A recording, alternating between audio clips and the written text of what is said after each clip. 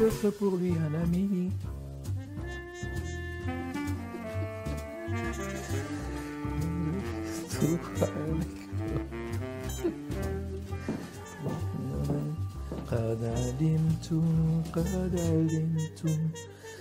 Saïd, j'aimerais que tu me dises comment on fait pour attirer l'attention de quelqu'un. Comment on fait pour qu'une personne s'intéresse à nous?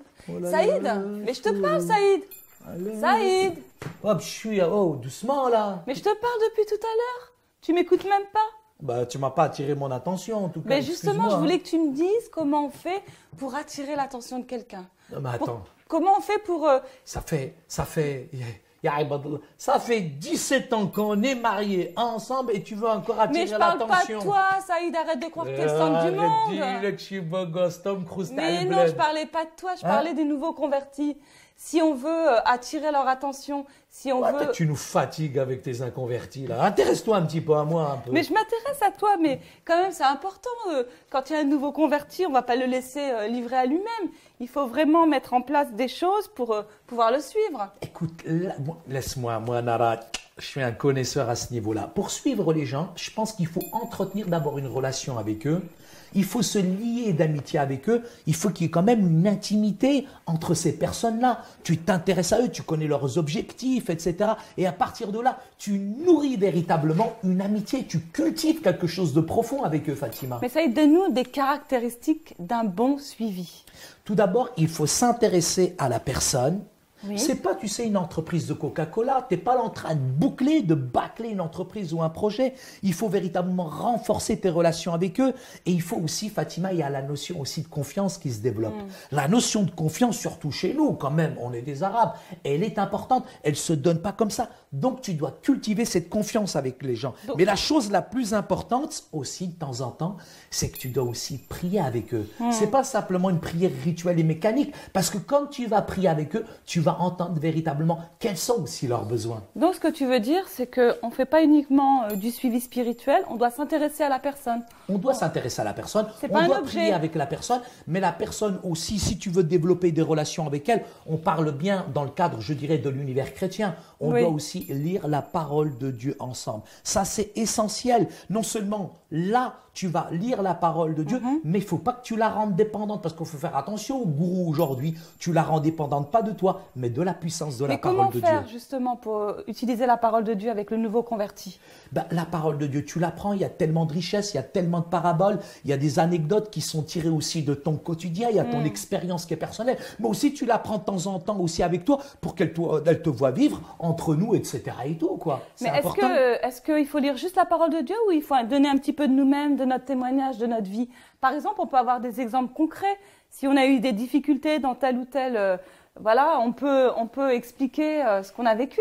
Il faut prendre le temps de discuter avec cette personne-là, de revenir aussi à des choses qui sont claires, qui sont utiles aussi. C'est très important. Et de temps en temps, il faut revenir à ce qu'on a dit. De temps en temps, c'est bien de revenir sur ce qui a été dit, sur ce qui a été vu, à chaque fois que tu le vois. Parce que parfois, ils ne comprennent pas tout, ce que tu suis. Il y a un mot qui est important, et tu l'as dit tout à l'heure, qu'il ne fallait pas tout planifier, mais il faut quand même planifier. Il faut planifier, tout à fait. Et il faut revenir à ces études qu'on fait parce que ces études sont importantes. Il faut toujours revenir à ce qu'on a vu. Ça s'appelle le renforcement. C'est juste une manière, je dirais, pour chacun d'entre nous de pouvoir mieux apprécier et de mieux pouvoir absorber finalement ce qu'on apprend avec ces personnes qu'on suit. Donc, on doit bien sûr s'intéresser à la personne. Important.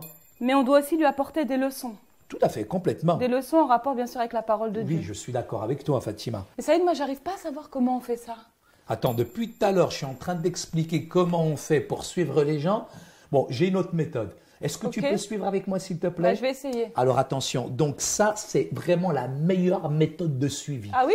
La meilleure méthode de suivi. Pas, alors, attention. Tu suis, regarde. Ah, attention, on y va. 1 et 2 et 3. Suis, Fatima. Suis, Fatima. Mais attends, Saïd, qu'est-ce que tu fais là? Tu suis, je t'ai dit. Non, t'es pas sérieux. Mais j'étais en train de rigoler, Fatima. Écoute, c'était juste pour te reconcentrer quand même au texte. Bon, allez, explique-moi. Pour nous, quand même, c'est important.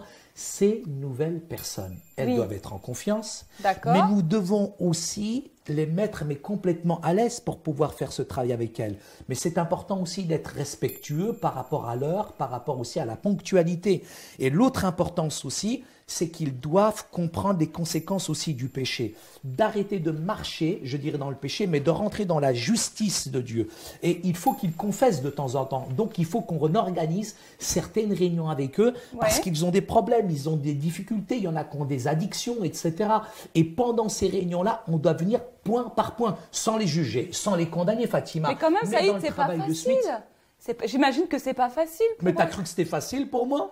Toi, c'était facile pour toi. Alors moi, les gens, ils ont dû faire un travail sur toi. Ils ont dû te prendre, ils ont dû être patients. Pas tellement. Attends, les difficultés qu'on a. Franchement, j'étais quand même bien déjà quand je me suis convertie. Attends, je crois que Fatima, il n'y avait pas grand-chose à changer. Non, mais je crois que là, c'est de l'orgueil. C'est de l'orgueil. Non, c'est pas de l'orgueil. On a tous des problèmes. On a tous des difficultés. C'était pas de l'orgueil. On a tous des problèmes. Écoute bien, on a tous des difficultés. Ok. T'arrêtes, Saïd, arrête. Non, mais t'es en train de me déconcentrer. Non, mais simplement écoute, te dire, Fatima. Je voudrais quand même te dire quelque chose. Non, laisse-moi terminer. Okay. Dans leur vie, il y a des zones d'ombre. Ouais. Et parfois, ils ont besoin d'éclaircissement, comme ton pantalon jaune là. Il faut un peu de lumière. Écoute, il faut juste les éclairer sur leurs problèmes et petit à petit revenir et les suivre petit à petit pour qu'ils puissent comprendre les choses. D'accord. Donc ça veut dire qu'ils peuvent nous raconter des choses intimes finalement. Oui. Mais pour ça, c'est quand même important de développer une amitié avant. Parce que si je te connais pas beaucoup, ça y est, je vais pas te raconter ma life. Non, mais ça, c'est le point du début. On l'a déjà dit. Oui, on l'a déjà dit, mais quand même. Là, tu me dis quand même qu'il va te dire, j'ai des addictions. Mais d'abord, on est rentré en confiance, on a gagné son intimité. Et je suis pas là pour, je dirais, dévoiler toute sa vie. C'est quand même un frère. Je suis plein d'amour, je suis plein de passion. Est-ce que moi, tu crois que j'étais comment au début? Oh, toi, il y a dû y avoir beaucoup de boulot. Hein. Ah ouais, je t'en mets une, tu vas voir, le bout de boulot. Donc la personne, on a gagné sa confiance, on est à son écoute, c'est hyper important. Et je pense que tout ce que tu as dit, maintenant, ça m'éclaire beaucoup plus. Non, s'il te plaît, Saïd, arrête. Parce que là, je vais un peu résumer ce que je dois faire avec le nouveau suivi. Le nouveau converti. Toi, tu me troubles avec le nouveau converti, c'est important. Donc, tu as dit de se soucier de lui, parce que c'est un être humain, de gagner sa confiance et que lui, il ait confiance en nous. Il faut qu'il soit à l'aise, il se sente à l'aise. Ouais. Il y a aussi la notion de prière. Notion de prière et de la lecture de la parole de Dieu. Exactement, Saïd. Et à partir de là... Et aussi, tu l'as dit aussi, c'était de préparer les rencontres, pas arriver les mains vides. C'est clair, les Arabes sont toujours en retard, il faut faire attention. Il n'y a pas que les Arabes. Il y a un minimum de préparation, mais on n'arrive pas les mains vides. Tout à fait. Parce que aussi, les gens, ils arrivent, c'est des casseroles, les gens, c'est comme une voiture, ils ont des difficultés. Ils ont pas mal de difficultés. Il faut réparer le joint de culasse, il y a le moteur qui a lâché. Et ils ont besoin, je dirais, d'un travail de relation d'aide. C'est ça. Ils ont besoin vraiment de pouvoir partager leurs difficultés. C'est ça. Parce que lire la Bible, c'est une très bonne chose, prier. C'est vrai, mais avant tout, ils ont besoin aussi en quelque sorte, se vider de leur surplus. Oui. Et comment on va se vider ? Tu m'écoutes ? Oui, je t'écoute. Et toi, tu n'as pas besoin de te vider de ton surplus. Ah, moi, ça va. Tout va bien.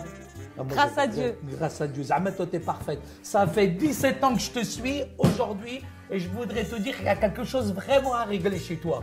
Regarde le pantalon que tu viens d'acheter, regarde la veste en cuir et toi, tu as l'addiction au shopping. D'accord ? Mais non, ça y est, je suis pas. Non, on va aller voir le pasteur parce que moi, je peux plus là avec tes addictions de shopping. Mais je suis pas addict au shopping. Non.